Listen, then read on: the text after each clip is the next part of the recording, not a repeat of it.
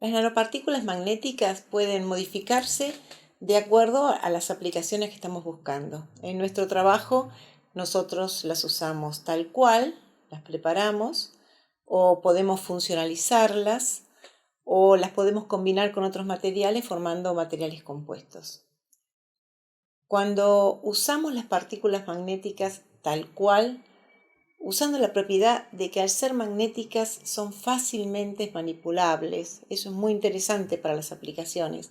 Las nanopartículas, debido al tamaño tan pequeño, tienen un área superficial importante. Entonces todos los fenómenos que dependen de la superficie están exaltados, como por ejemplo el proceso de absorción.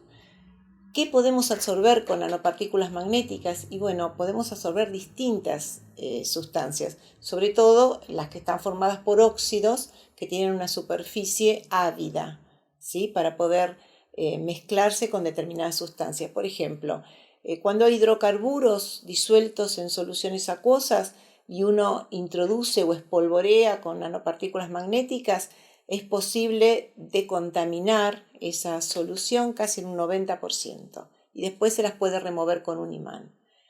Otra aplicación que tienen las nanopartículas tal cual es cuando las compacto y se puede formar un imán permanente, que es una de las aplicaciones macroscópicas de las nanopartículas magnéticas.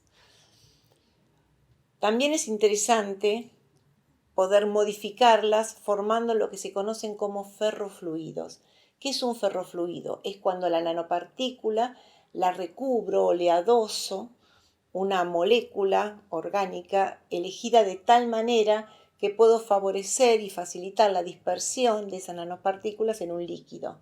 Este líquido puede ser un solvente acuoso, entonces armo ferrofluidos acuosos, o este líquido puede ser un solvente orgánico y estoy armando ferrofluidos orgánicos.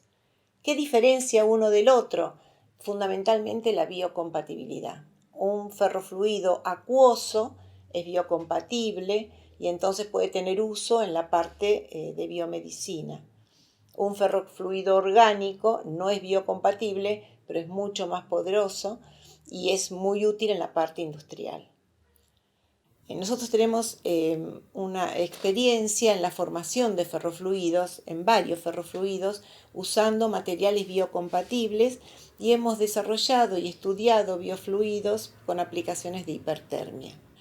¿Qué es la hipertermia? La hipertermia, el fenómeno por el que ocurre es cuando un ferrofluido, que es este líquido magnético, se inyecta en el torrente sanguíneo, puede, si está correctamente funcionalizado, puede acumularse en un órgano o en un tejido enfermo. Entonces se acumula en el tejido enfermo y hay una alta concentración de estas nanopartículas en esa zona. Una vez que se produce la acumulación de estas nanopartículas, se somete al paciente a un campo magnético alterno. Ese campo magnético es de muy baja frecuencia y no tiene ningún riesgo para la salud.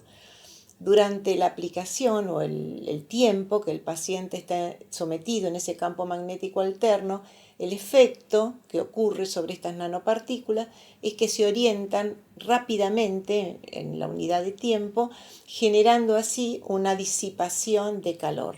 Entonces, la zona donde se concentraron estas nanopartículas aumenta su temperatura, que si todo está controlado, como normalmente debe hacerse, con la cantidad de ferrofluido, etc., la temperatura no debe superar 42-44 grados.